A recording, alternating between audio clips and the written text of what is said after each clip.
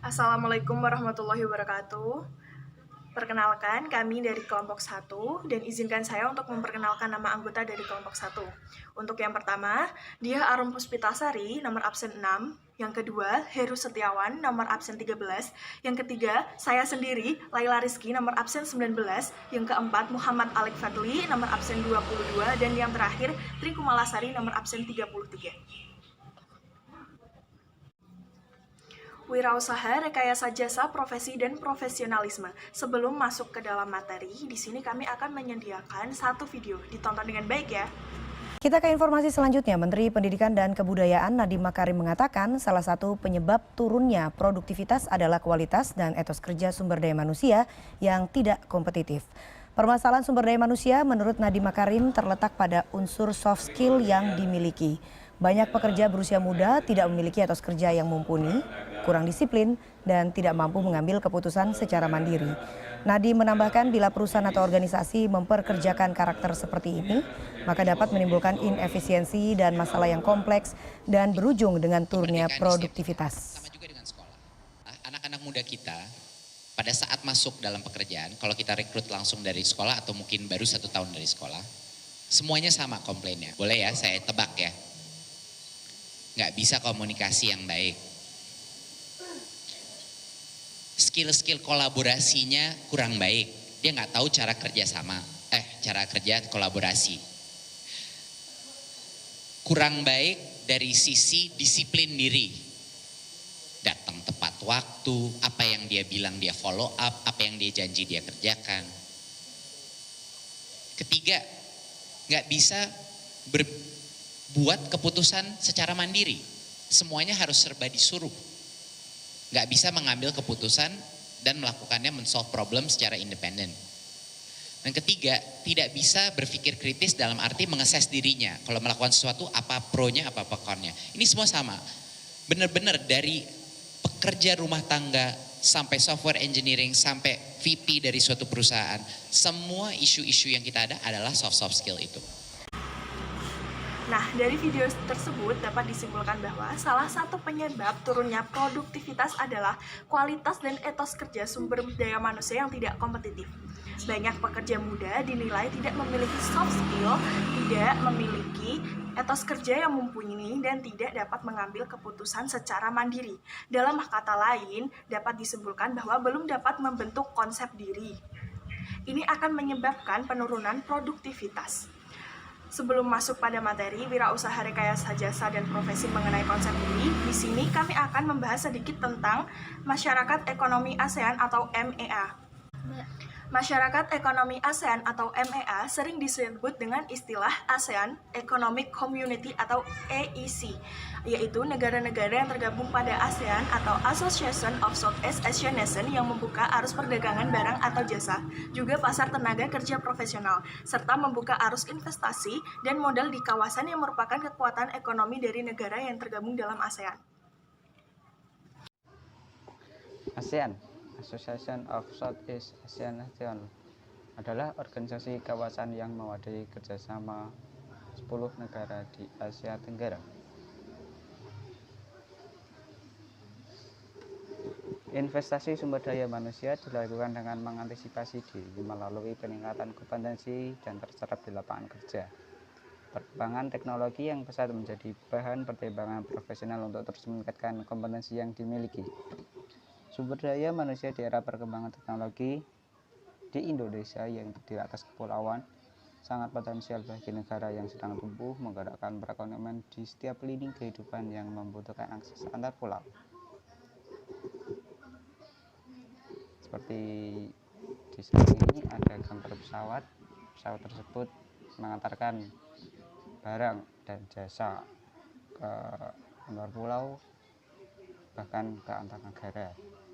Dan ada banyak lain contoh selain pesawat seperti kapal, kereta api, dan lain-lain. Sektor perhubungan terdiri atas perhubungan darat, air, dan udara sebagai sarana akses antar pulau untuk menggerakkan dan membangun pasar, baik untuk produk barang maupun jasa. Sebagai salah satu contoh usaha di sektor perhubungan udara yang banyak membutuhkan tenaga terampil di bidang jasa, perawatan, perbaikan pesawat, jasa layanan kargo, dan logistik. Pusat desain pesawat atau desain center dan maintenance center sebagai wadah untuk tenaga profesional dalam berkarya dan tidak menutup kemungkinan bagi generasi muda untuk terus belajar meningkatkan kompetensi dan berpengalaman di dalamnya. Berprofesi di bidang maintenance, mendesain pesawat dengan keragaman tipe dan bodi pesawat.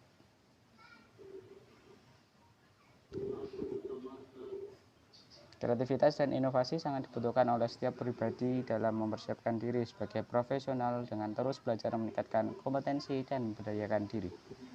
Meningkatkan kompetensi dalam menjalankan usaha produk, jasa, dan barang secara efisien, memiliki daya saing dan nilai tambah, serta produktivitas dari beragam sektor perlu mendapat perhatian.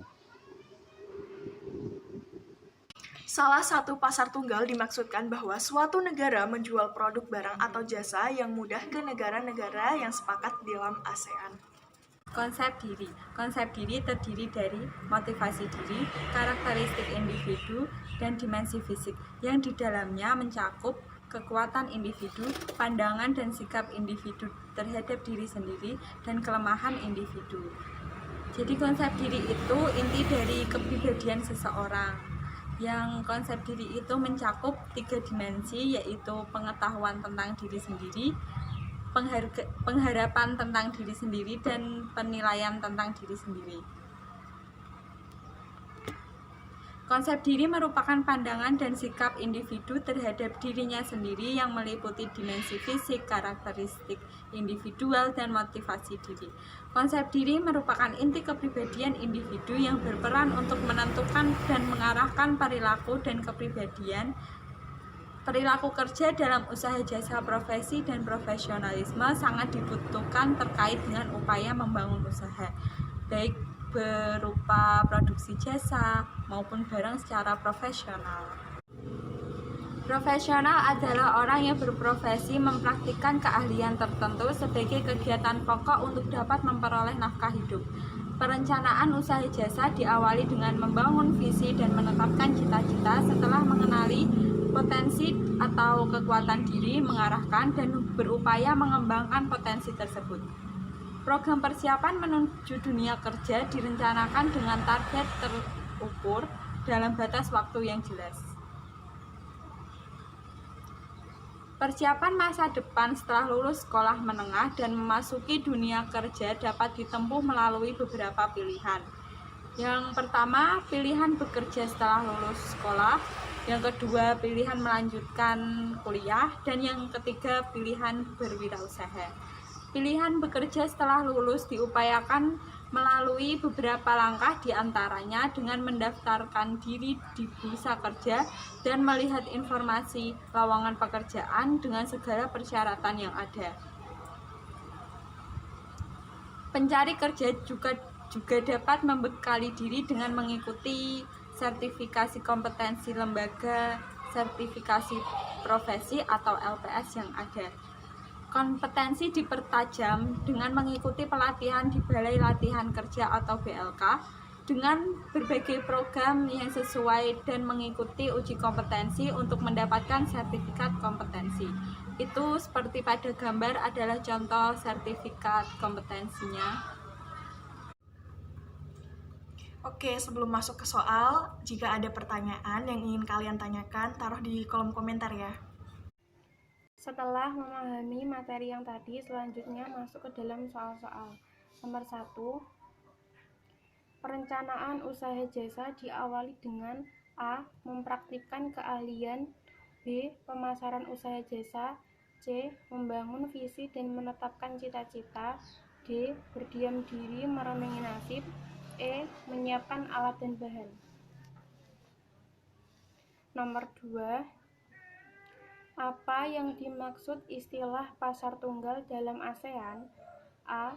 Satu daerah menjual produk barang atau jasa ke daerah lain.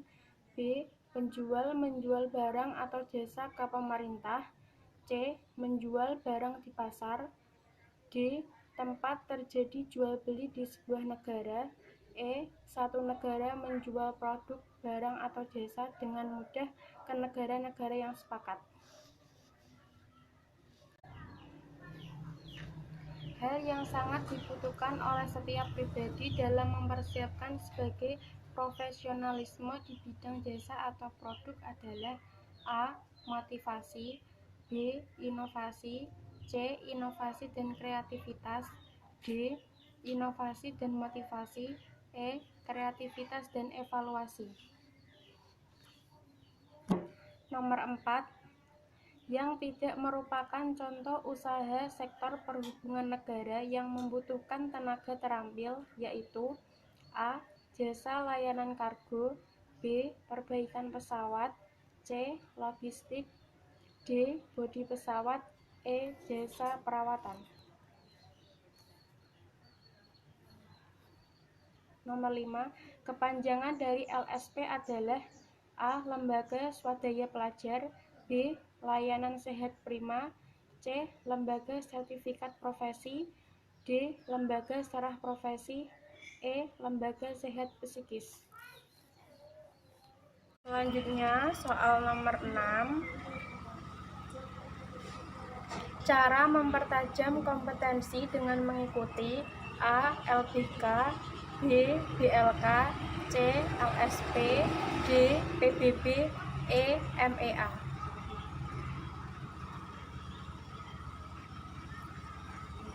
Nomor 7. Pencari kerja juga dapat membekali diri dengan mengikuti A. LBK, B. KPK, E. UNBK, D. LSP, E. Penyuluhan secara berkala. Nomor 8. Meningkatkan daya saing dan nilai tambah usaha produk jasa dan barang dapat dilakukan dengan cara A. Inovasi produk barang dan jasa, B. Meningkatkan kompetensi dan menjalankan usaha secara efisien, C. Meningkatkan kepribadian individu, D. Memotivasi pelaku usaha barang dan jasa, E. Melakukan brainstorming untuk memecahkan inovasi teknologi baru. Nomor 9. Pandangan dan sikap individu terhadap dirinya sendiri yang meliputi dimensi fisik, karakteristik individual, dan motivasi diri disebut A. Maintenance, B. Investasi, C. Konsep diri, D. Brainstorming, E. Self-love. Nomor 10. Pencari kerja juga dapat membekali diri dengan mengikuti sertifikasi kompetensi dari A. LSP, B. LSM, C. ACT, D. OJK, E. MEA. Oke, sekian presentasi yang dapat kami sampaikan. Semoga kita semua dapat mengambil pembelajaran dari materi yang kami sampaikan. Sekian, terima kasih. Wassalamualaikum warahmatullahi wabarakatuh.